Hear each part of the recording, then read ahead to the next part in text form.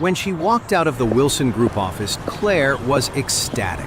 Tomorrow, her grandma would officially announce her new appointment, and she could finally be proud of herself. Thinking about it, she couldn't help but say to Charlie, "Charlie, thank you. If it wasn't for your encouragement, I never would have dared to take this on." Charlie smiled. "You deserve it, honey." Then he added, "By the way, honey, shouldn't we celebrate something this big?" "How do you want to celebrate?" Charlie smiled. "Well, our third wedding anniversary is coming up soon, so let's celebrate both at once. I'll handle all the plans, so you don't have to worry about a thing." Claire asked, "Are you planning a surprise for me?" "Yep." Charlie nodded and smiled. "I want to do something really special for you." A warm feeling spread through Claire's chest. "Okay," she said. "Then I won't ask you what it is." "Don't ask," Charlie said. "Just wait."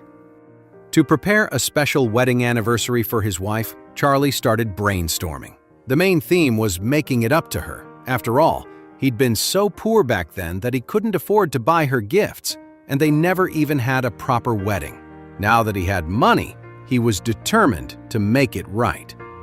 After he and Claire went their separate ways for the day, Charlie headed to a jewelry store called Rare Earth in the heart of Orris Hill. Rare Earth was the most famous jewelry store in the region.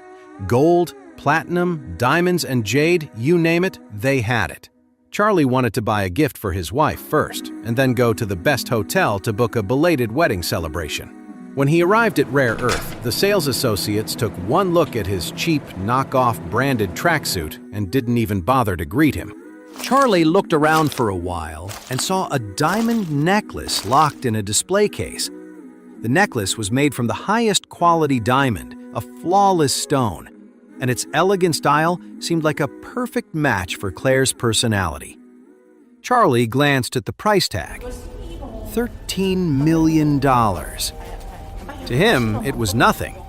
So he motioned to a salesperson. "Excuse me," he said. "Could you take this necklace out so I can take a look?" The salesman glanced at Charlie's clothes and said, "I don't have the key. It's with my manager." After speaking, he used his walkie-talkie. "Manager Jane, someone wants to see our showpiece." A moment later, a striking woman hurried over, looking excited. Her name was Jane, and she was the sales manager. "Who is the special guest who wants to see our showpiece?" The salesman, Leo Thorne, pointed to Charlie. "Manager Jane, it's this gentleman right here." "What?"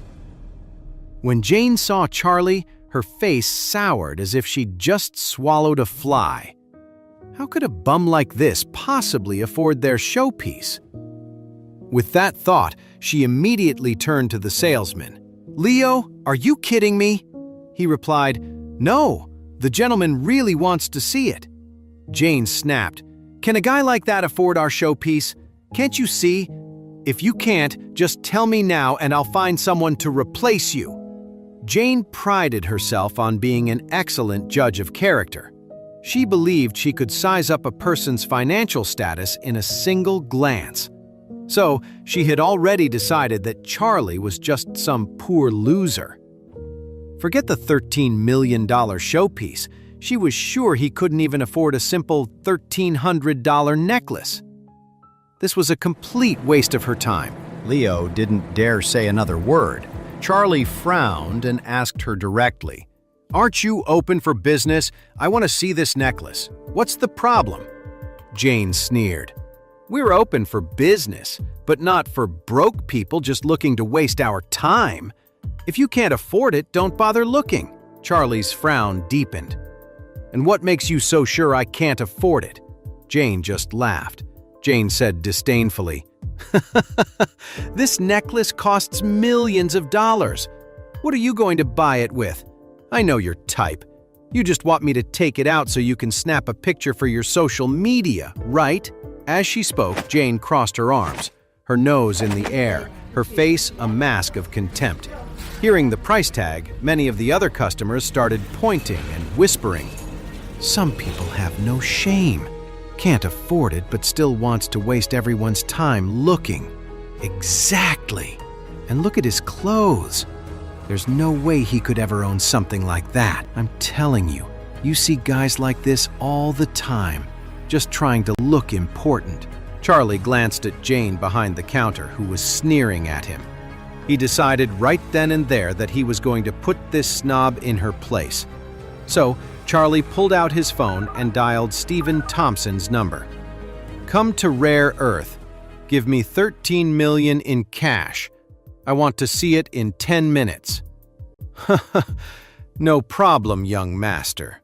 I'm on my way." Jane smirked. "Wow, you're really committed to the act, aren't you? $13 million in cash? I've never seen that much cash in my entire life. I'd love to see it. Don't you know you have to schedule a withdrawal with the bank for that much money? You're hilarious." Charlie just nodded. "Since you've never seen that much cash, you're about to." The people around were all talking. It's one thing to be poor, but it's another to be all talk. This guy doesn't look rich at all. He's talking about $13 million? I'll be impressed if he can even pull out $300,000. I just want to see what $13 million in cash actually looks like. Hearing everyone on her side, Jane couldn't help but smile. When the cash didn't show up, she couldn't wait to see how this loser would get out of it. A few minutes later, several luxury cars pulled up to the entrance of Rare Earth. Then, from the first two cars, 8 bodyguards in black suits emerged. Each one carried a black leather briefcase.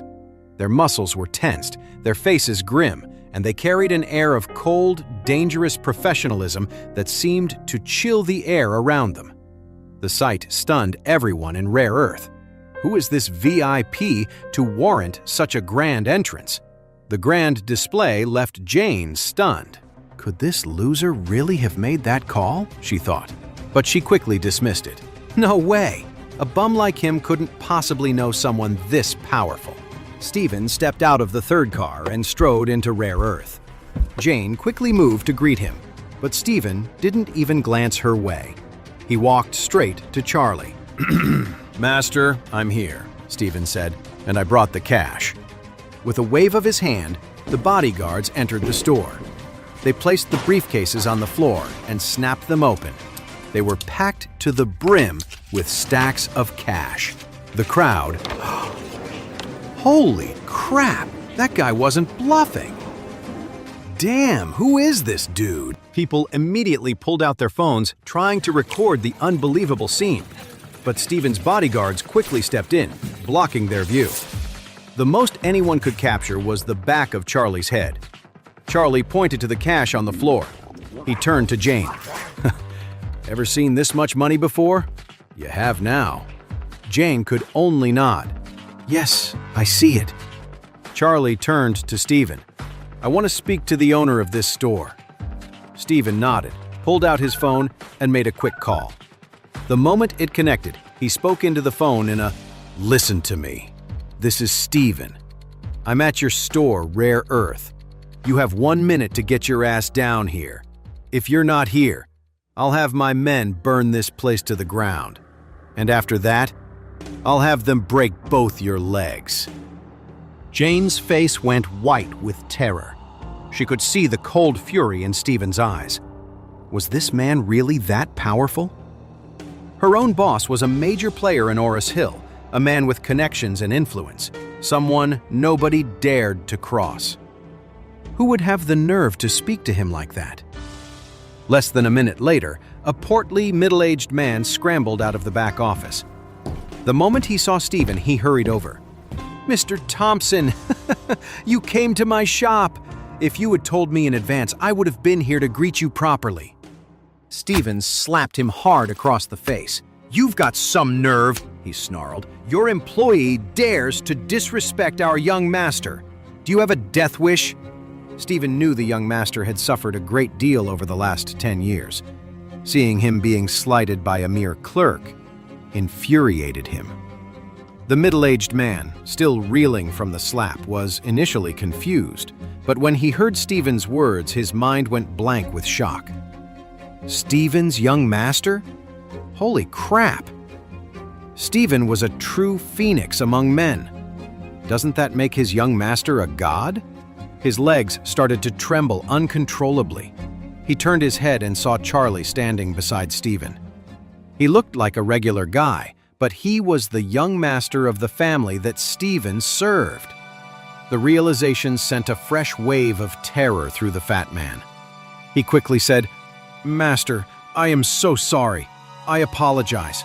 Then he spun around, his face filled with rage, and screamed, "Which one of you blind idiots offended the young master? Step forward now!" Instantly, every other sales associate's eyes landed on Jane.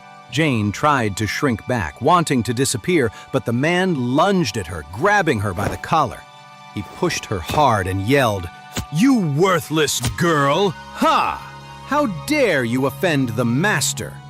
You must be blind." The push sent Jane sprawling to the floor. "Boss, I'm sorry," she cried. "I was unaware. Please, just this once, spare me." "Huh, spare you?" The man grabbed a fistful of her hair, yanking her head up. "You idiot! Are you trying to get me killed? You want me dead? I'll kill you first." Crying, she managed to break free from the man's grip. She scrambled on her hands and knees to Charlie's side, grabbing his leg. "Mr. Wade, I know I was wrong," she sobbed. "I'll never look down on anyone ever again. Please, forgive me." Charlie said coldly, "You brought this on yourself."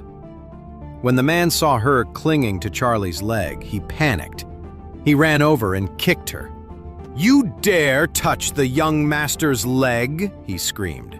"I'll kill you." The man turned to a nearby security guard. "Get this useless trash out of my sight. Throw her in the dumpster out back." "Yes, boss." The security guards wasted no time.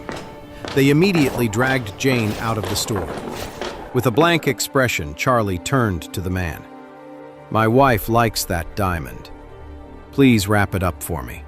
"Of course," the man said, nodding quickly. "I'll wrap it right away."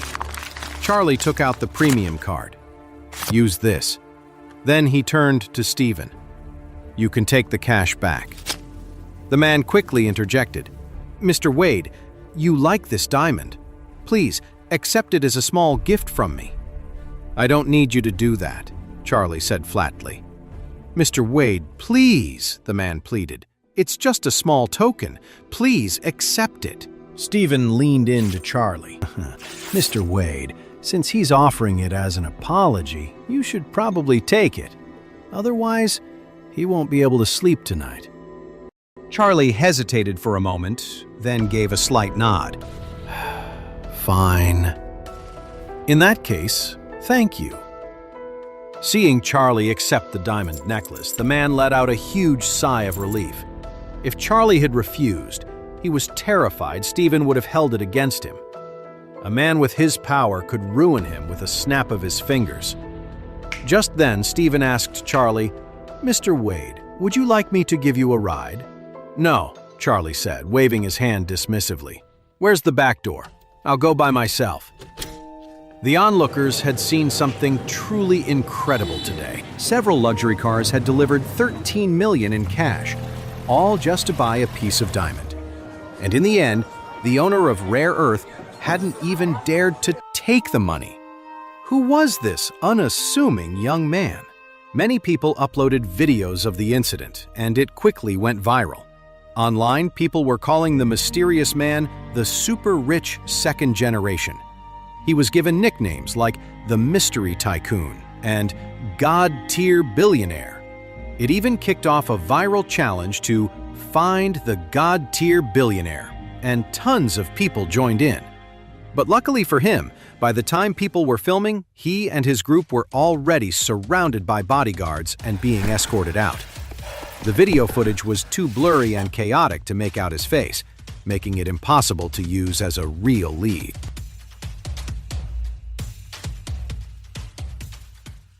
To know more, listen to the audio series Heir in Hiding, only on the Pocket FM app.